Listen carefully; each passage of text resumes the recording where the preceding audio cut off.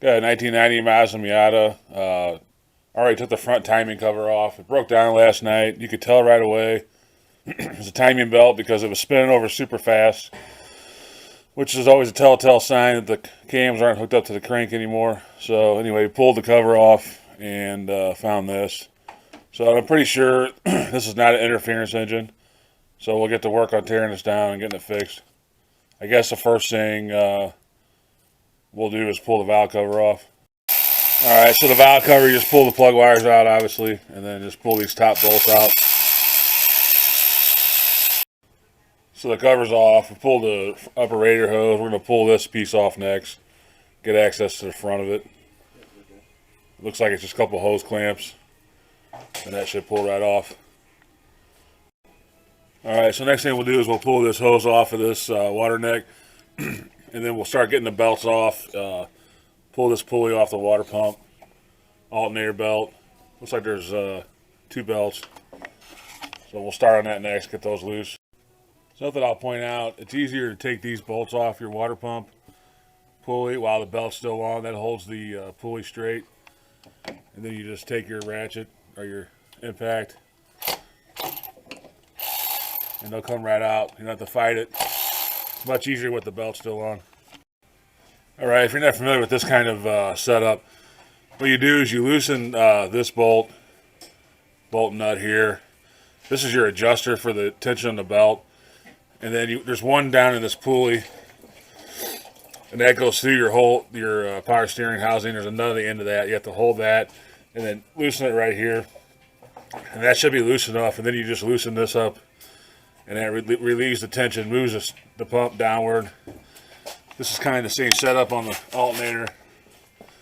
You got one bolt down there, and then you got the same kind of a setup right here with the tensioner. You loosen it, and then turn it out, and then this belt will come off. Alright, so when you get all that off, you should be down to this, which is pretty quick. Normally these will have a lower timing cover. This one doesn't have one, but we're going to put one on. We ordered it and got one, so we're going to put that on. So next is this pulley here. We'll work on getting that off, and then you can set up your marks on your timing and put the new belt on.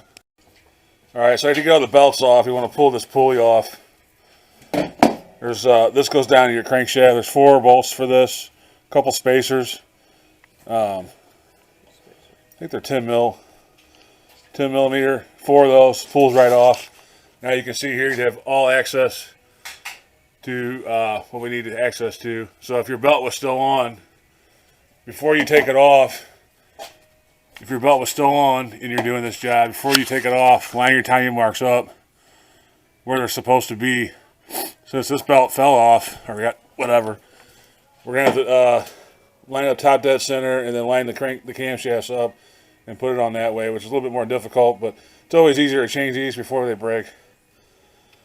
But anyway, we'll line up the marks. I'll kind of show you where the marks are at and then get this belt back on.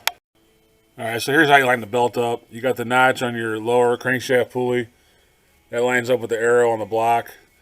And then this is actually your intake camshaft. This is your exhaust camshaft. But they want you to line the E up with this little V on the back of the engine cover, and then the I on this side. So we'll go over to the car and do that, and we'll kind of show you how to do that. Alright, so here you got the E on the sprocket, and that lines up with this, and then on this side you got the I, and that lines up with this mark on the engine cover. And then, like I said before, down here, this one's a little easier to see. You got the notch on the back of the front of the engine, and then you got this notch right here, and that lines up with the notch on this pulley. So now we'll slip the belt on. All right, so we put the belt on, rotate it. When you do these belts, you want to, after you get them all lined up, rotate the engine by hand twice, so that you're back up on the compression stroke and top dead center, and that way, if you do it once, you'll be 180 out. So if you rotate the engine twice, all your marks should line back up with the full 2 rotations. That's very important, especially on an interference engine, because if you're off a little bit, If you're rotating by hand and you happen to hit a valve or something like that, it'll stop. The engine will stop turning over. And of course, if it's not running, it's not going to do any damage. So always double check. So we already rotated this twice.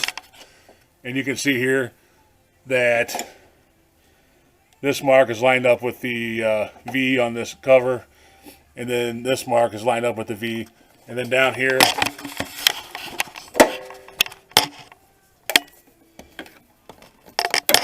you know, we're at 12 o'clock on that. Lighting kind of sucks, but we're at 12, so right there. That V on the engine cover is lined up with the notch. So I've actually turned this engine over 4 times. So, and it's lining up perfect every time. So, and it'll fight you a little bit. These belts are pretty tight, especially with this type of tensioner on it. You know, some of the ones that are pre-tensioned are easier to get on, but this belt is definitely tight, and it will fight you a little bit. But anyway, always, like I said, always rotate the engine a couple times after you get it on. All your marks should line up on the second rotation, and if they do that, you're good to go. All right, so at this point, we're just putting the timing covers on. We're going to put the timing covers on and the valve cover and fire it up. This is supposed to be a non-interference engine, but anytime your timing belt snaps, like this one did, it kind of worries me. So I don't want to get too far back into the assembly without at least trying to fire it up, make sure it runs right.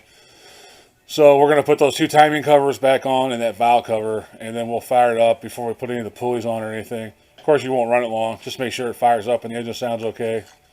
So that's what we're working on now, is those 2 timing covers.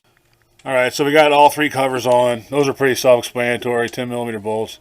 Got this lower pulley on. You don't have to take the middle 21mm bolt out. Leave that in. Just take the 4 perimeter ones out, like I said earlier, pull that off.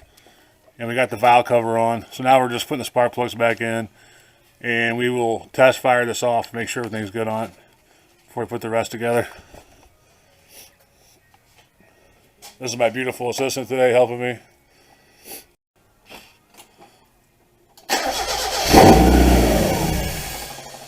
Rev it up a little.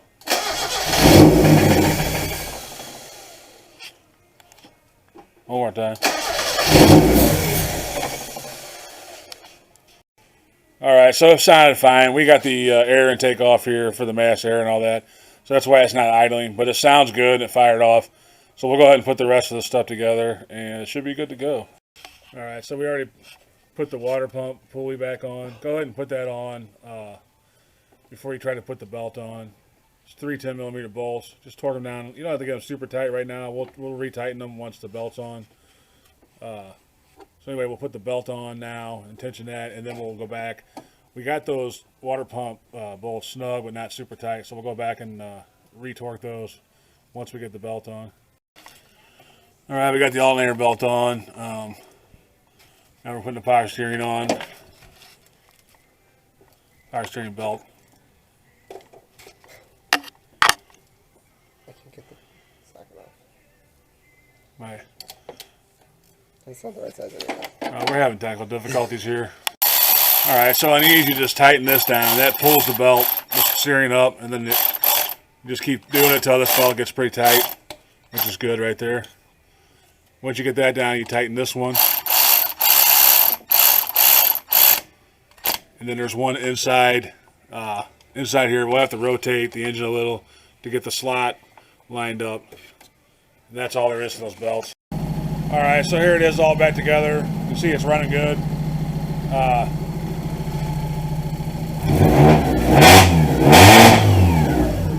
This is a pretty easy one to do.